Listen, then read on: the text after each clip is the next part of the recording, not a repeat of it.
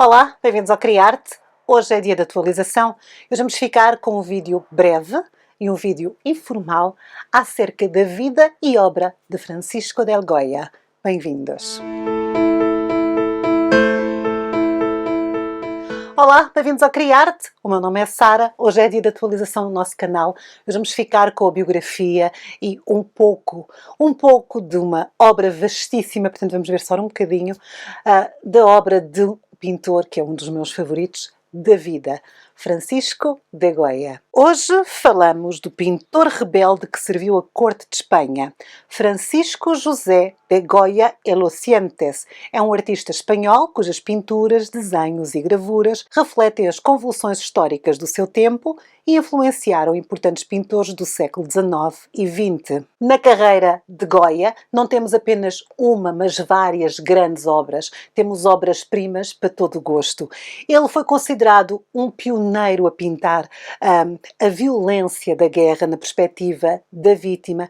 Ele tem uma série de sátiras à sociedade espanhola que lhe angariaram muitos problemas, quer com a corte, quer com a Inquisição. Tem o seu período negro, que é um período famosíssimo, em que ele se libertou completamente de tudo e pintou aquilo que lhe ia dentro da alma. É um pintor com muitos demónios e com uma história muito interessante.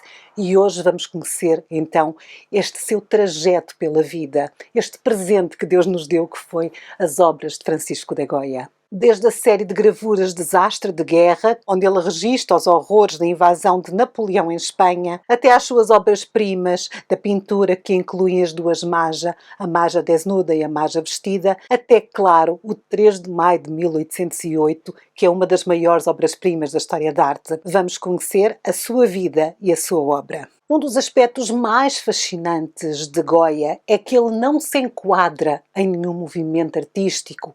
O Goya é um pintor ali do século XIX, do início do século XIX, é um pintor que viveu durante o Iluminismo, que também viveu durante o Neoclassicismo, que foi muito inspirado pelo Barroco e pelo Rococó, que pôs um pé no romântico, mas que não é nada disto e é isto tudo ao mesmo tempo.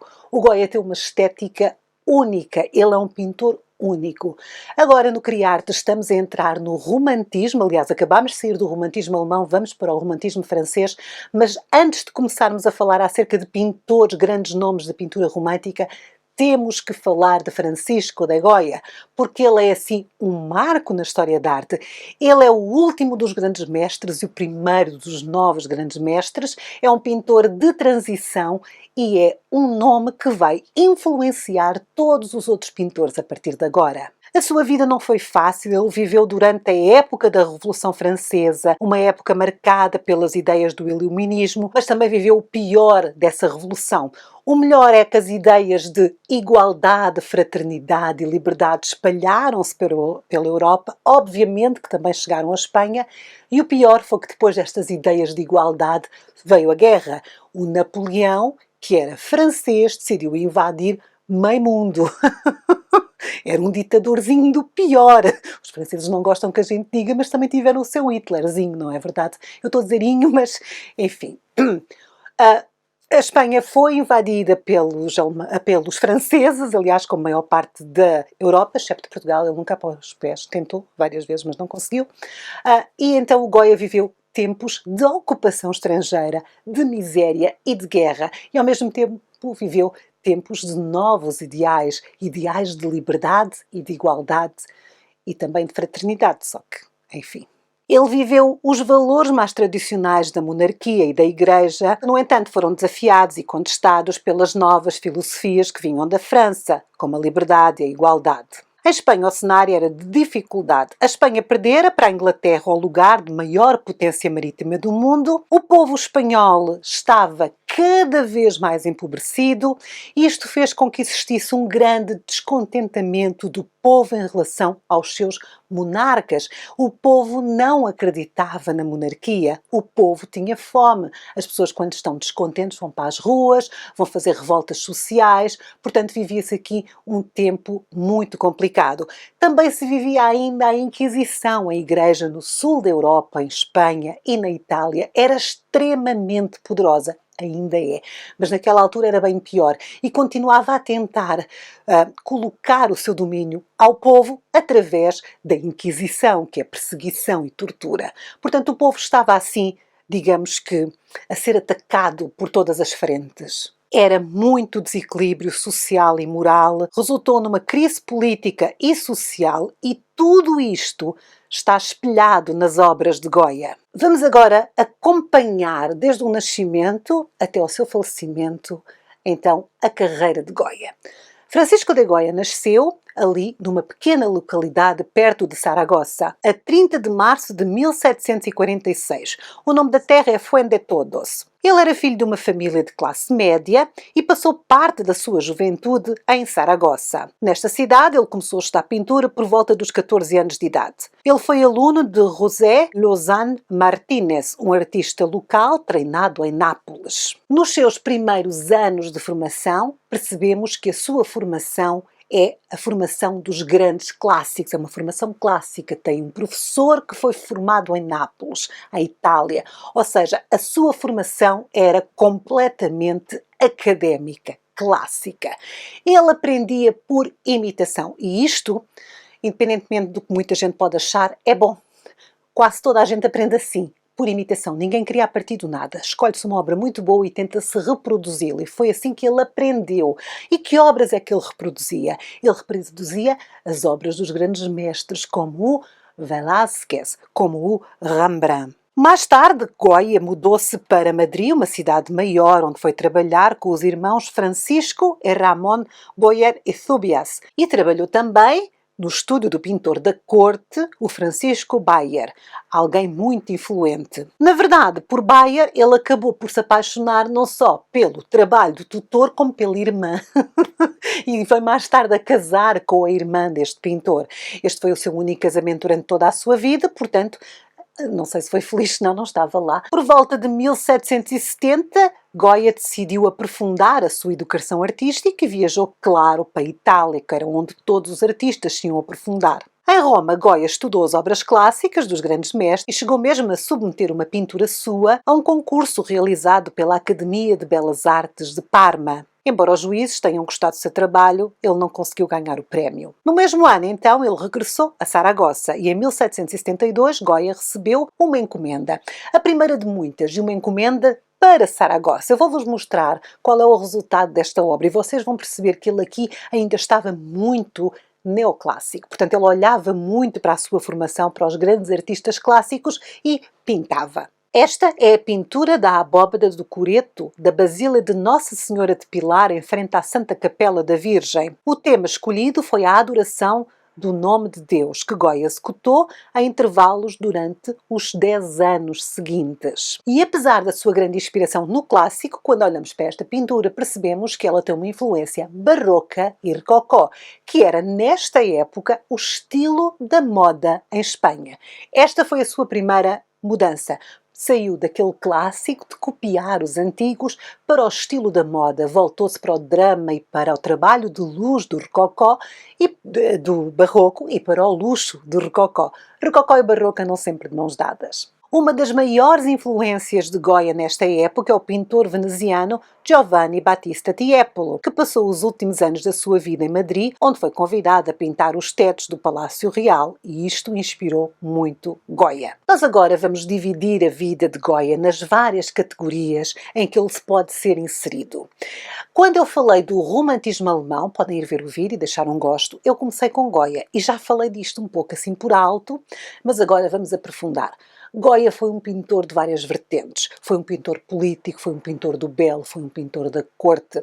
E nós vamos começar a perceber estas facetas de Goya. E vamos começar com Goya, pintor da corte. A carreira de Goya na corte começou em 1775, quando ele pintou o primeiro de uma série de mais de 60 desenhos, nos quais esteve envolvido até 1792. Estes desenhos eram para a Tapeçaria Real de Santa Bárbara. Pintar os desenhos preliminares para passar para a tapeçaria é algo que os grandes mestres sempre fizeram. Existe uma sala no Museu do Vaticano sobre as tapeçarias de Rafael, que são assim maravilhosas. Portugal tem muita tradição de tapeçaria antiga. Quando muitas vezes os brasileiros perguntam onde é que está o ouro, nós podemos responder: comeu as traças, porque todo o dinheiro que Portugal conseguia com as suas expedições marítimas acabava por comprar tapeçarias e tecidos. Nós temos tapeçarias lindíssimas, as que não foram comidas pelas traças, e em Espanha também havia muito esta tradição. Então foi assim que Goya começou a trabalhar para a corte. Ele fez 60 desenhos preparatórios para se transformarem em tapeçarias para a corte. Nestas pinturas, Goya fala da vida contemporânea, dos passatempos aristocráticos e populares. Foram iniciadas sob a direção do artista alemão Anton Raphael Mengs, um grande expoente do neoclassicismo, que, após a morte de Tiepolo, era a figura mais influente na corte espanhola em termos de arte. Nos primeiros desenhos de Goya, a influência do estilo decorativo de Tiepolo é modificada pelos ensinamentos de Mengs, particularmente a sua insistência na simplicidade. Já os desenhos posteriores refletem uma crescente independência das tradições estrangeiras e o desenvolvimento de um estilo individual que começou a emergir através do seu estudo de pinturas do pintor da corte Diego Velázquez, na coleção real, muito das quais ele copiou em gravuras. Mais tarde na vida, diz-se que ele reconheceu 3 mestres: Velázquez, Rembrandt e a natureza. E vocês estão a perceber aqui o elo que o liga ao romantismo. O romantismo coloca a natureza e o talento e a imaginação como o pilar principal da arte. A natureza já está aqui como uma forma de se expressar mais ligada ao romântico. As gravuras de Rembrandt foram, sem dúvida, uma fonte de inspiração para os seus desenhos e gravuras posteriores, enquanto as pinturas de Velázquez o redirecionaram para o estudo da natureza e lhe ensinaram a linguagem do realismo. Em 1780, Goya foi eleito membro da Academia Real de San Fernando, em Madrid, sendo a sua peça de admissão um Cristo na Cruz. Esta obra que estamos a ver é uma composição convencional à maneira de Mengs, mas pintada no estilo naturalista do Cristo na Cruz de Velázquez, que ele sem dúvida conhecia. Em 1785 ele foi nomeado vice-diretor da pintura da Academia e no ano seguinte foi eleito pintor do rei, o Carlos III. E é exatamente nesta década que Goya começa então a fazer os primeiros retratos aristocráticos. Ele pintava pessoas influentes da corte, não só a família real. Apesar de ele ser pintor da corte, era agora o pintor do rei, do Carlos III, ele começou então a experimentar com o retrato. Nestes retratos podemos perceber uma elegância rígida das figuras, como por exemplo nesta obra da Marquesa de Ponterros, e a pintura fluente dos seus trajes elaborados também a relacionam aos retratos da corte de Velázquez. A sua apresentação de Carlos III, que estamos a ver aqui como caçador, é baseada diretamente nos caçadores reais de Velázquez. No entanto, em 1788 dá-se a morte do rei espanhol, do Carlos III, e dá-se também todas as convulsões com a França. A Espanha agora está em queda livre, está com convulsões sociais e a ameaça da guerra, as tropas de Napoleão começam a fazer sentir-se nas fronteiras de Espanha. Portanto, Espanha está numa situação muito difícil e Goya está na corte do meio de tudo isto. A seguir a Carlos III chegou Carlos IV e, enfim, Carlos IV não tem a melhor das reputações. Em dias bons era considerado pelo Goya um perfeito imbecil e em dias maus um imbecil maldoso. Eu não estou a dizer isso por ser portuguesa e não achar piada nenhuma no espanhol. Era mesmo assim que o Goya o definia. Na verdade, na realidade, o Carlos IV foi um desastre enquanto monarca. Pior que ele, só a sua esposa.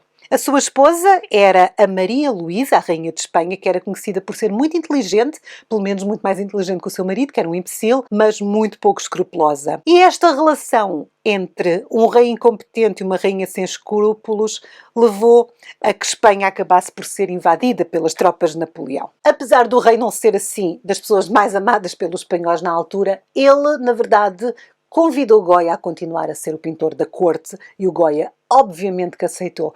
Na verdade, o Goya toda a sua vida esteve dividido entre 2 sentimentos. O sentimento de sobrevivência, que tinha que pintar para o rei, e o sentimento de não o suportar. O Goya era um rebelde, ele estava ao lado do povo, ele também era muito influenciado pelo iluminismo, ele era contra esta aristocracia e esta monarquia e esta igreja completamente decadentes, ricas, pouco inteligentes e bárbaras para o povo.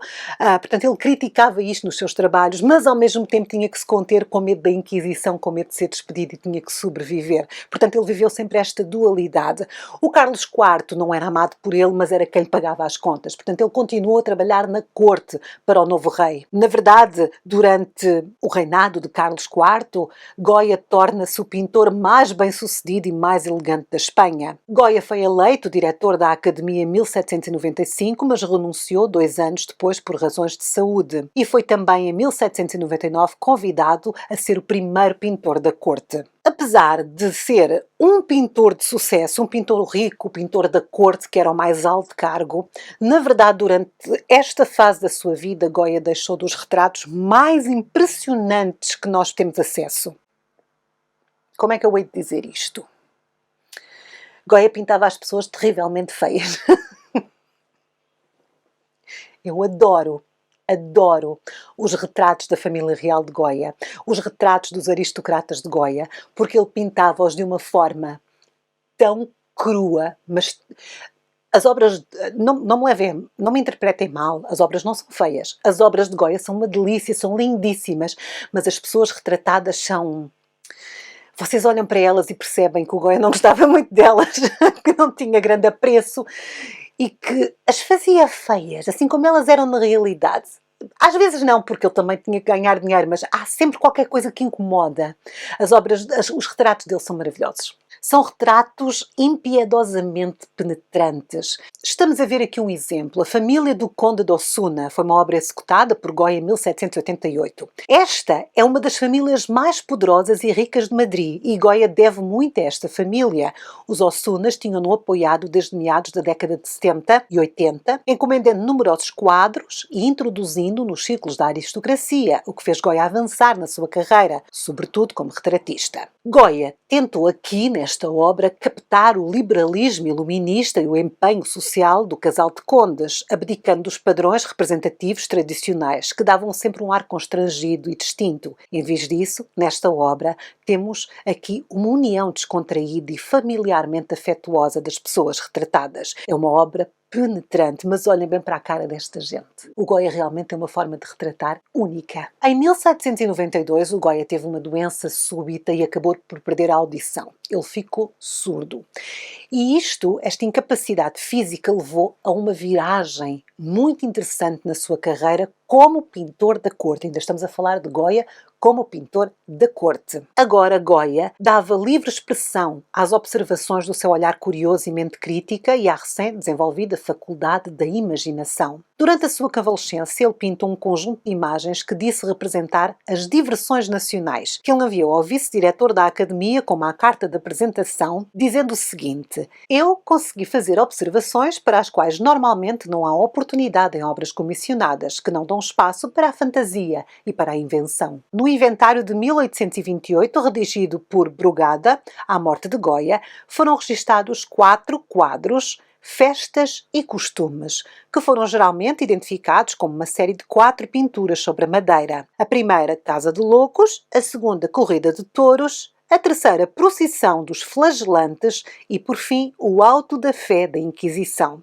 E vocês percebem que estas obras estão muito longe das pinturas da família Osuna e das pinturas da família do rei. Não se sabe com precisão quando a série foi realizada, mas pelo traje das figuras representadas e pelo estilo pictórico, pode-se conter a data entre os anos de 1814 e de 1816. O cenário foi concluído por A Casa de Loucos, uma cena que Goya testemunhou em Zaragoza, pintada de uma maneira ampla e esboçada com um efeito de realismo exagerado que beira a caricatura. Para suas sátiras mais propositais e sérias, no entanto, ele agora começou a usar os meios mais íntimos do desenho e da gravura. Foi o proprietário desta série, o Manuel Garcia de la Prada, amigo de Moratini e de Goya, que foi prefeito de Madrid durante o período napoleónico até o seu exílio para a França em 1812. Ele deve ter adquirido as obras diretamente a Goya antes deste se mudar para Bordeaux. Outra possibilidade é que ele as comprou a Javier Goya, depois da morte do pintor, e nesse caso poderiam identificar-se com a referência do inventário. De qualquer forma, a série passou a fazer parte da coleção Manuel García de la Prada, em Madrid. E depois destas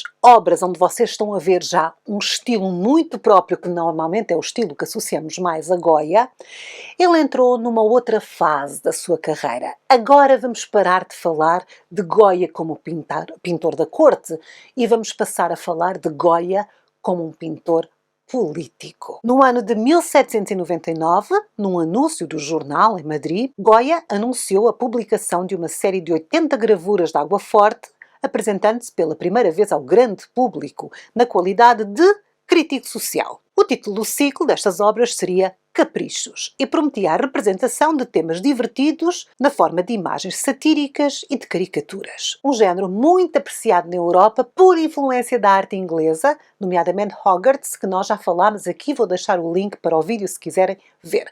Portanto, as caricaturas estavam na moda e o Goya decidiu ser mais do que um artista, ser um comentador social. E deu-lhe na cabeça publicar isto no jornal. Segundo o próprio Goya, estas suas obras caprichos pretendiam pôr a nu a extravagância, a burrice, a intrugice e o vício da sociedade. Queria também demonstrar a ignorância e estupidez do indivíduo. É impossível não gostar de Goya. Ele diz estas coisas assim, no meio de uma revolução, quer dizer, no meio de uma invasão francesa, numa revolução social, ele agora disse, agora eu vou partir tudo. Vou criticar toda a gente porque são todos estúpidos, extravagantes e não sei o quê. Na verdade, a série Caprichos é uma série fascinante sobre os hábitos da alta sociedade e também da monarquia e também da burguesia e também da igreja ali em Espanha desta época. Goya não pretendia atacar ninguém pessoalmente, pelo menos segundo ele.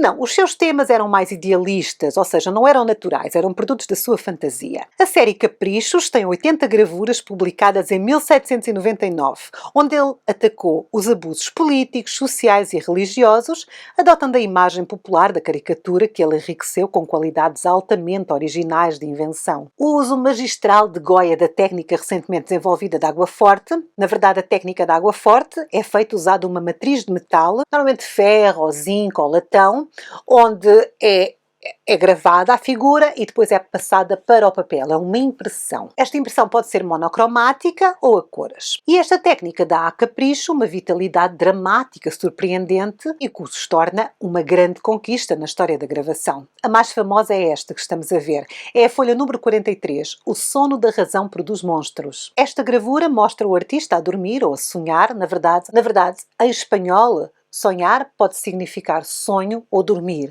A palavra é a mesma, sonhar. Daí o nome da obra ter esta dualidade. Então o artista está a sonhar ou a dormir e é importunado por morcegos, mochos e animais felinos. À primeira vista trata-se de uma representação assustadora de um pesadelo, um tema que no século XX se ia chamar de surrealismo, mas que aqui ainda não é.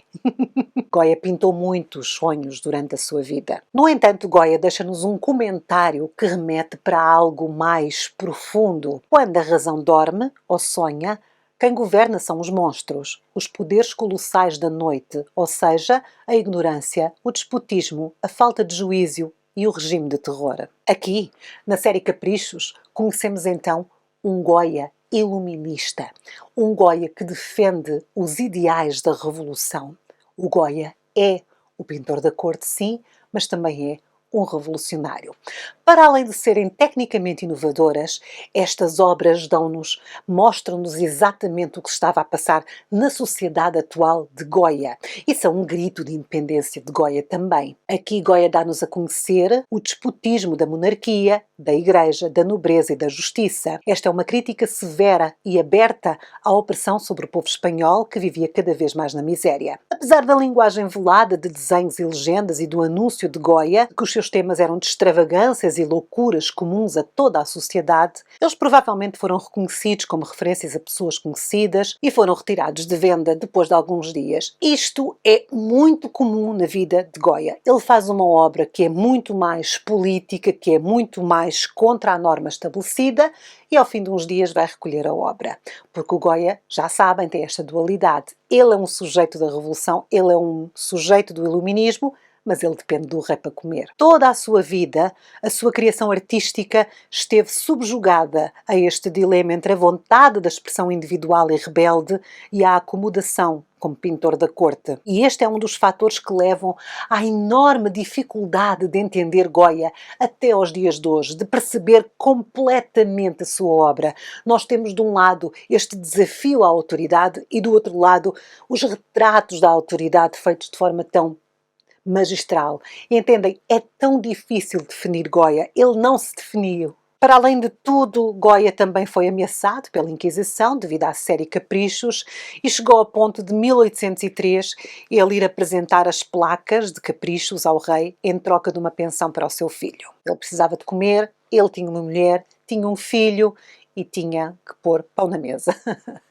Ok, este era o Goya pintor político, mas para além disso, Goya também foi um pintor da beleza.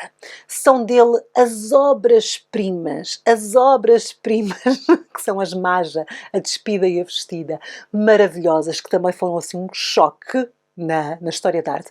O Goya dá muitos choques assim a frio às pessoas. Ele é realmente um pintor diferente. Enquanto muitos dos seus trabalhos podem ser considerados fantasiosos, inventivos e diferentes, as suas pinturas, que eram, na verdade, encomendas das pessoas mais ricas, continuavam a usar as fórmulas convencionais. Um exemplo disso é a sua decoração da Igreja de Santo António de la Flórida, em Madrid, uma obra de 1798, que ainda está na tradição de pintura de Tiepolo. Mas a execução ousada e livre e o realismo expressivo dos tipos populares usados para figuras religiosas e seculares são sem precedentes na arte. Em seus inúmeros retratos de amigos e de funcionários, uma técnica mais ampla é combinada com uma nova ênfase na caracterização. Os rostos das suas amas revelam um animado discernimento de personalidade e às vezes é apreciativo, particularmente em seus retratos de mulher, como o Dona Isabel de Porcel, mas que muitas vezes está longe de ser lisonjeiro, como os seus retratos reais. Na verdade,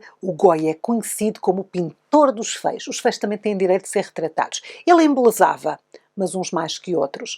Vamos olhar para a família real. Esta obra que estamos a ver é uma grande tela, é a família de Carlos IV. E podemos observar que, apesar de ser o pintor da corte, Goya retratou a feiura e a vulgaridade das figuras principais de uma forma que quase nos lembra a caricatura. Esta obra foi realizada entre junho e dezembro de 1880, em Aranjuez.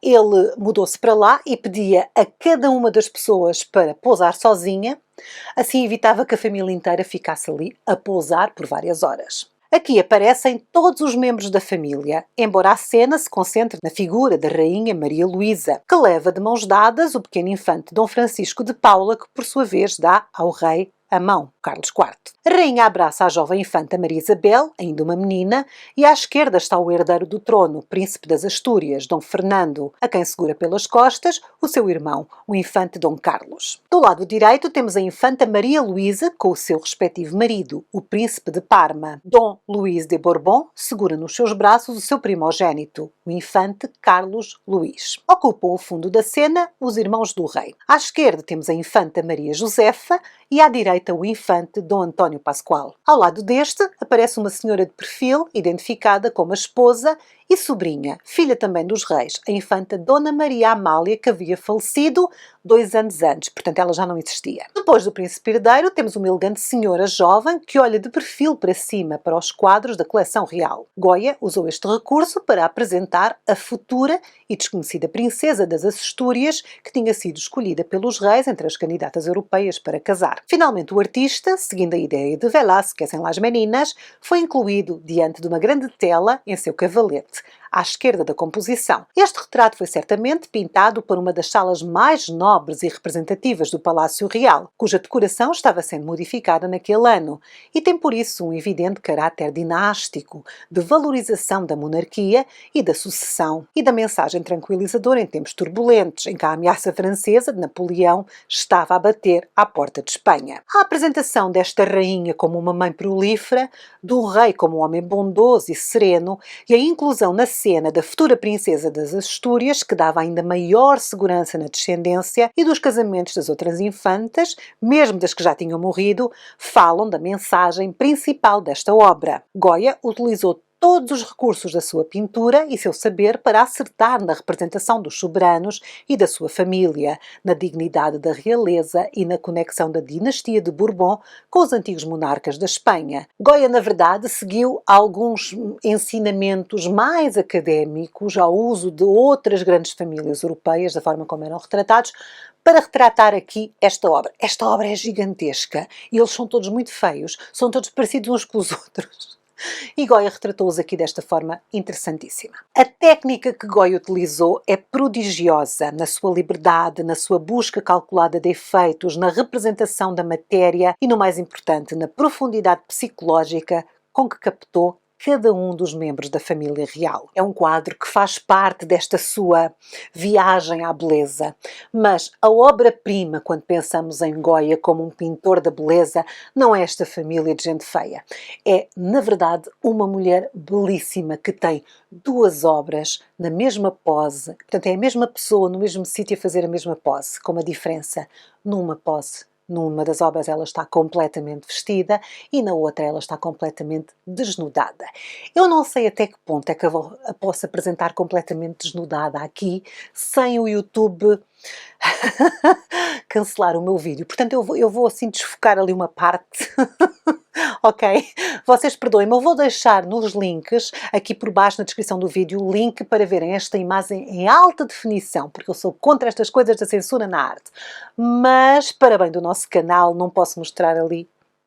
Enfim, vamos ver. Esta é a Maja vestida e esta é a Maja despida. Ninguém sabe quem as encomendou, mas ambas pertenceram ao ministro Godi. Ele era muito conhecido como ser um terrível Dom Juan, portanto, tudo o que era raparigas, ele estava sempre lá de olho. E ele encomendou estas obras, em princípio, é aquilo que a gente sabe, porque se não as encomendou, pelo menos ele é que as tinha. Ele tinha a Maja vestida à mostra e depois tinha a Maja despida escondida atrás. E havia um mecanismo em que a vestida desaparecia e entrava à despida. Estão a ver que isto era assim uma produção de Hollywood. Era quase um filme. A obra Maja Despida é uma obra muito, muito especial na história da arte e extremamente ousada. Goya representou o corpo nu, sem qualquer elevação alegórica, mitológica ou religiosa. Isto quebra com as convenções da arte impostas desde a época do Renascimento. Desde a época do Renascimento, que sempre que um pintor queria mostrar uma mulher nua, chamava-lhe Deus, era a Afrodite, era a Vênus, era uma história bíblica, entendem? Era uma alegoria para qualquer coisa. Aqui Goya não faz nada disto, ele apenas nos apresenta uma mulher bela e despida. Não há aqui nada de alegoria, não há aqui nada de deusa, não há aqui nada de religioso. É uma mulher despida e belíssima. A Maja despida foi a primeira pintura em que os pelos pubianos femininos são visíveis. Obviamente que nesta época que a obra foi apresentada, vocês imaginam o escândalo que não foi. Ainda é. Então, na altura, a identidade da modelo está em debate, ninguém sabe com certeza quem é. Alguns historiadores de arte pensam que ela era a amante do primeiro-ministro Manuel de Godoy, que encomendou as pinturas, ou então que era uma amante de Goya. Muitos historiadores da arte concordam que a modelo pode ser uma compilação de muitas figuras femininas para criar este corpo perfeito. Nesta magnífica obra de Goya não existe nenhum pormenor que desvie o olhar da sensualidade e do erotismo da jovem representada. Nenhum elemento decorativo, nenhum acessório no quarto, nenhum planejamento exuberante. A jovem olha o observador com um gesto calmo, autoconfiante e convidativo. Nesta obra, cada um pode viver as suas próprias fantasias. Se a obra da Maja despida é assim tão importante, a Maja vestida também tem a sua particularidade. Esta é uma Maja com vestes tradicionais, sendo este o símbolo de uma classe social que se distinguia por extrema autoconfiança e grande patriotismo castelhano, conhecido como o termo majoísmo. Majoísmo significa uma certa mentalidade e uma orgulhosa forma de viver, a qual se insurgia contra a fé nas autoridades e contra a dependência das instituições do Estado. O próprio Goya é oriundo desta classe social e ele retrata muitas das suas personagens femininas, até muitos retratos de pessoas até de classe mais alta, com esta Maja, esta roupa tradicional. Claro que A Inquisição não gostou nada de nadinha destas duas obras magníficas, em especial a Despida. Em 1813, a Inquisição confiscou ambas as pinturas, dizendo que eram obscenas. Devolveu-as à Academia de Belas Artes em 1936, após a morte de Goya. Na década de 1930, a Espanha decidiu fazer um reparo e decidiu colocar a Maja Vestida e a Maja Despida nos seus selos. E o que é que aconteceu durante a década de 30? Todas as cartas que iam para os Estados Unidos eram proibidas de entrar no país, porque pelos vistos lá também não gostam de gente nua. Eu acho esta história uma delícia. As duas obras são muito bonitas. São obras-primas de Goya. Eu gosto das duas, da Vestida e da Despida. E convido-vos a ver as duas em alta definição, que eu vou deixar os links. Ok, este foi Goya, o pintor da beleza. Mas agora vamos falar de Goya como um pintor moderno. Por alguma razão, Goya é considerado o grande primeiro mestre dos tempos modernos. Ele é o primeiro de uma nova forma de pintar, de uma nova forma de se expressar, mas também de mostrar assuntos que até aí não eram comuns na arte. Em 1808, quando Goya estava no auge da sua carreira oficial, o Carlos IV e o seu filho Fernando foram forçados a abdicar em rápida sucessão. Os exércitos de Napoleão entraram na Espanha e o irmão de Napoleão, o José, foi colocado no trono. Temos então uma Espanha ocupada por uma potência estrangeira. Os franceses mandaram o rei espanhol embora e colocaram José, que é irmão de Napoleão, como novo rei. Por incrível que pareça, o Goya continua a manter o seu título de pintor da corte. Diga-se do que disser, Goya tinha um instinto de sobrevivência no ponto. Ao longo da guerra entre Espanha e a França, Goya retratou generais espanhóis e franceses e em 1812 ele pintou um retrato do Duque de Wellington. Foram, no entanto, esta série de gravuras, Os Desastres da Guerra, que foram publicadas pela primeira vez em 1863, que marcaram esta mudança para a pintura moderna. Aqui ele fez desenhos onde registou as suas reações à invasão e aos horrores e consequências da guerra. Os eventos violentos e trágicos que ele sem dúvida testemunhou são representados não com realismo documental, mas em composições dramáticas, com detalhes brutais que criam um efeito vívido de autenticidade. Em 1814 os franceses foram finalmente corridos, voltou um novo rei e então nesta altura Goya decidiu fazer aquela que viria a ser considerada a sua obra maior. Ele foi perdoado por ter servido o rei francês e foi reintegrado como primeiro pintor da corte e, em 1814, pintou esta obra que estamos a ver. O Fuzilamento dos Rebeldes, a 3 de maio de 1808. Uma das obras mais famosas do mundo da arte. O pano de fundo histórico desta representação foi a insurreição popular em Madrid, contra as invasões das tropas de Napoleão. Para muitos, esta obra representa uma das primeiras obras que demonstram a enorme brutalidade da guerra moderna, vista da perspectiva da vítima. A cena traduz a terrível sensação de impotência perante a violência mortífera, impiedosa e inescapável. A luz concentra-se na figura de uma vítima central. A maneira de pintar é rude, esboçada e brutal. O espaço é mal definido e a representação dos corpos visa sobretudo comover, em detrimento da exatidão anatómica. Aqui, nesta obra, Goya envereda por um caminho que já nada tem a ver com a pintura histórica tradicional, distanciando-se completamente de qualquer academicismo. Goya pinta como figura central não um herói das vestes clássicas, um romano, um mártir a sacrificar-se em nome de uma ideia, esperando até ganhar a salvação divina. Não. Aqui, Goya representa um homem a quem a fé não pode ajudar, um homem desprovido de dignidade humana, que se vê confrontado com uma violência e com uma brutalidade sem sentido. Nesta situação, nem mesmo Deus o pode salvar. A cena aqui representada não é, no entanto, moralista, mostra apenas a realidade, onde os princípios morais e jurídicos deixam de ter validade. O 3º de maio de 1808 é a peça de propaganda mais sem remorso de Goya. Pintado por Goya quando o rei Ferdinando foi restaurado ao trono, ele defende o patriotismo dos espanhóis do povo, dos mais simples. A figura central é um mártir. Ele assume uma pose cristã, tal como Cristo, braços abertos, revelando estigmas nas palmas das mãos. Os espanhóis são mostrados como humanos, coloridos e individuais. Os franceses, dos humanos sem rosto e uniformes. Esta imagem continua sendo uma das visões mais icónicas da violência militarista na arte, talvez com a execução de Maximiliano, de Manet e a Guernica de Picasso. O quadro 3 de maio de 1808, também conhecido como os fuzilamentos na montanha do Príncipe Pio ou os fuzilamentos de 3 de maio, é uma das obras mais bonitas da história da arte. Claro que nós vamos ter análise desta obra agora numa destas semanas a seguir. Vocês sabem, quem é fã, quem nos assiste aqui muito no Criarte, sabem que eu tenho uma paixão enorme por esta obra.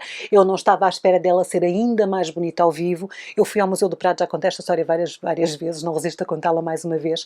Eu fui, assim que o museu abriu, com a minha melhor amiga, a correr para a sala onde estavam lá as meninas para conseguir tirar uma fotografia da obra sozinha e comigo lá também, claro, queria pousar ao lado das meninas e achei-o lá as meninas muito escuro, é uma tela que está a precisar daquele verniz ser removido, que está a precisar de tratamento, fiquei assim um bocadinho triste e depois olhei para outro corredor e vi o 3 de maio e fiquei em estado de choque.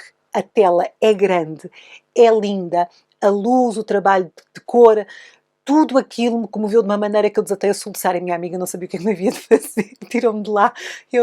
Enfim, é muito, muito, muito, muito bonita. Vamos analisá-la com muita atenção.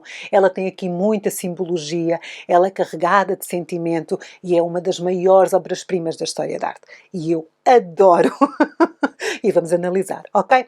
Vamos continuar com Goya, vamos conhecer mais um bocadinho da sua vida. Ele retratou o novo rei, Fernando VII, depois da restauração da monarquia espanhola, e ele retratou este rei com uma personalidade de tirano cruel, cujo governo opressivo levou a maioria dos seus amigos e, eventualmente, o próprio Goya ao exílio. Portanto, ele não foi muito simpático quando o retratou. Ele pintou outros retratos oficiais, mas poucos, e também alguns autorretratos que são igualmente subjetivos. Algumas das suas composições religiosas deste período são a Agonia no Jardim e a Última Comunhão de São José de Calazes, de 1819.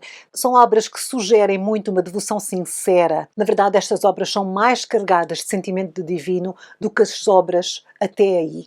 Portanto, dá a sensação que mais uma vez estamos a ver aqui um momento de viragem na Goya. O Goya já é um pintor maduro, já realizou grandes obras-primas e ele agora está mais uma vez a mudar. E muda exatamente numa altura em que fica doente. Muito é dito acerca dos últimos anos da vida de Goya. Eu não vou especular por uma simples razão, ninguém se entende. Eu tenho vários livros, cada um diz uma coisa. Eu posso deixar na bibliografia dos livros que usei para fazer este vídeo, mas a verdade é que o Goya muitas vezes é retratado como tendo um problema mental. Nós sabemos que ele já está surdo, que é uma pessoa com uma fragilidade na sua saúde, daí a ter problemas mentais, não sei se foi diagnosticado alguma vez. Ele alguma coisa tinha, mas podiam ser só os seus demónios pessoais. Não se podemos esquecer que ele assistiu a uma guerra brutal contra o seu próprio povo, foi obrigado a trabalhar para um rei estrangeiro, não é verdade?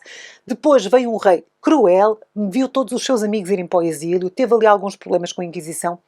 Portanto, ele vai entrar numa fase da sua vida em que ele se vai retirar da vida pública, ele vai para uma quinta, vou deixar o link se vocês quiserem visitar a quinta aqui também, vai para uma quinta e começa a produzir aquelas que vão ser consideradas mais tarde, vão ser conhecidas e consideradas obras-primas, as pinturas negras.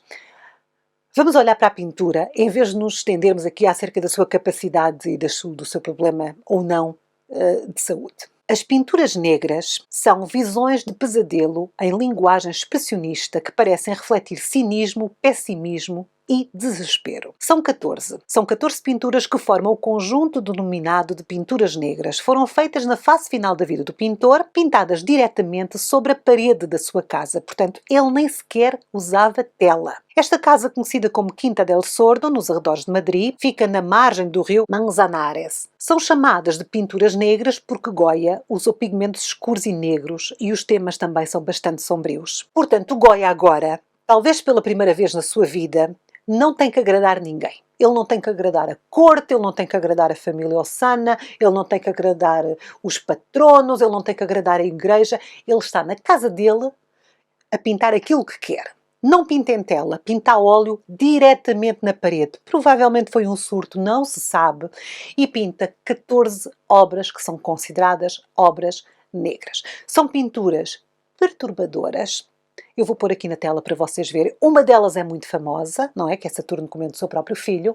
E são pinturas que mais tarde foram trasladadas da sua casa para telas. Portanto, foram arrancadas às paredes. A parede foi arrancada e foi colocada, então, em museus. Foi um trabalho que durou anos. Foi realizado pelo Salvador Martínez Cubels, que era restaurador do Museu do Prado. Nesta altura, Goya estava muito velho e muito doente. E também era perseguido pelo facto de ter sido um defensor dos ideais do iluminismo e um pintor que trabalhou para o rei francês. Portanto, ele era perseguido, estava velho, estava doente, estava quase a morrer e estava livre também. Talvez o peso das expressões, dos gestos e da temática geral deste conjunto de pinturas tão carregadas de preto estejam na própria fragilidade de um corpo doente que envelhecera, que o fazia sofrer. Em 1819, ele foi atingido por uma doença grave que o deixou à beira da morte. As pinturas negras foram feitas por Francisco de Goya entre 1820 e 1823 e nelas há figuras de homens em duelo, padres, freiras e clara Inquisição. Talvez pintando estas cenas dentro da sua casa, ele estava livre da censura de qualquer tipo. O Goya foi sempre perseguido, estava livre agora, podendo fazer o que bem entendesse, como entendesse. Por isso estas imagens são 14 pinturas fortes. Talvez pelo facto de estar a pintar estas cenas dentro da sua casa, Goya se sentia livre da censura que sempre o perseguiu durante toda a sua vida. Agora, nestas suas 14 pinturas,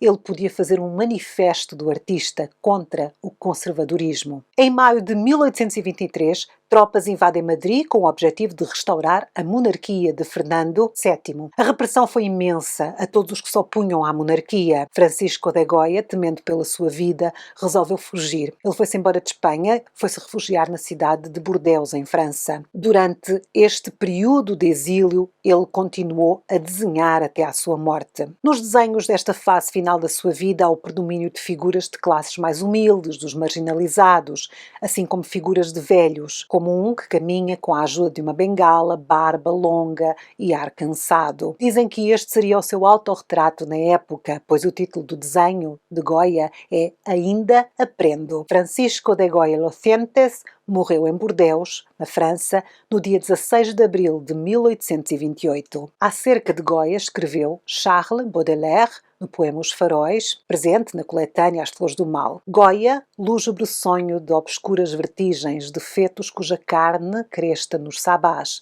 de velhas ao espelho e seminuas virgens que a meia ajustam e seduzem Satanás. É uma vida fascinante, um pintor inqualificável no sentido de não pertencer a uma caixa. Ele não é rococó, mas é rococó, ele não é neoclássico, mas é neoclássico. Ele não é romântico, mas é romântico. Ele é tudo isto e é muito mais do que isto e não é nada disto. O Goya é um pintor fenomenal. A nível técnico ele é brilhante. Nas próximas semanas eu vou fazer análise de algumas obras de Goya antes de avançarmos para o romantismo francês. Vocês percebem perfeitamente porque é que ele é considerado o primeiro mestre moderno. Estamos no século XIX. Goya dá aqui o pontapé de saída para uma arte completamente diferente. Toda a vida ele teve problemas entre esta dicotomia entre comer e entre pintar o que queria, que é algo que ainda hoje faz sentir de uma outra forma, não é verdade? Hoje em dia, aliás, nós temos um vídeo interessante que eu fiz aqui há uns tempos que se chama Porque é que as grandes corporações compram arte, onde falamos muito acerca disto, em que o facto de ter que vender uma obra limita ou não aquilo que um artista pinta, porque se um artista souber que só há mercado para um determinado tipo de obras, ele vai se sentir, quer queira, quer não, seduzido por pintar aquele tipo de obras, porque ele também tem que pagar as contas, não é verdade? Ele quer vender a sua obra. Ninguém pinta para estar a olhar para as pinturas em casa. As pessoas pintam para espalhar as pinturas pelo mundo.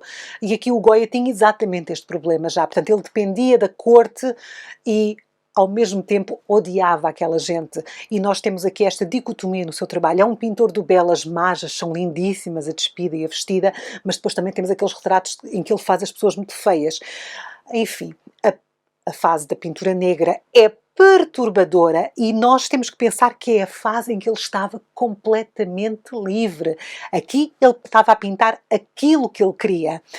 Depois temos Os Caprichos, que é uma série sátira muito interessante, onde de uma forma bem disposta ele acaba por apontar os defeitos da sociedade espanhola, que é os mesmos defeitos de quase todas as sociedades da época, mas é muito interessante. E claro, os desastres da guerra, que nos dão uma perspectiva das vítimas, porque até aqui nós tínhamos as pinturas do lado de quem vencia, tínhamos aqueles heróis do período clássico, do Jacques Louis David, aquelas guerras com aqueles corpos gregos lindíssimos, não é verdade? Aqui não, aqui nós temos a violência, a tortura, a morte, que é a realidade de uma guerra.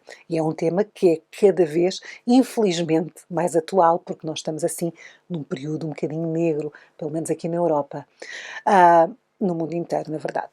Pronto, então eu espero que vocês gostem de Goya. Deixem um comentário simpático ao meu vídeo, por favor, sejam gentis. Eu gosto muito de Goya, eu estou muito emocionada, eu estou muito feliz de estar a falar de Goya, porque eu tenho uma paixão enorme pelo seu trabalho. Eu vou analisar algumas obras, eu planeei 4, mas se quiserem as mais, deixem nos comentários que eu faço assim, análises de Goya durante o ano, se for preciso. Logo depois do Caravaggio, vem o Goya, assim no meu gosto pessoal. O 3 de maio, já vos disse, eu choro quando olho para a pintura de Goya. Que bom é ter este talento, meu Deus, que talento. Ok, por hoje é tudo. Se quiserem apoiar o Criarte, façam um gosto, partilhem os nossos vídeos, deixem um comentário simpático, cliquem no sininho para serem notificados sempre que temos vídeo novo no canal. Podem apoiar de forma mais direta sendo membros do Clube Criarte. Basta clicar no botão que fica aqui por baixo de todos os nossos vídeos que diz aderir ou então pagar-me um café, que eu também fico sempre muito feliz. Ou então apenas ficarem aqui todos os nossos vídeos para nos assistir. Aqui no Criarte nós trabalhamos a troco de visualizações, basta verem, ok? Por hoje é tudo, voltamos na próxima semana com mais atualização. Eu sou a Sara, fiquem bem e por favor vão ver uma obra ou outra do Goya, ok? Tchau!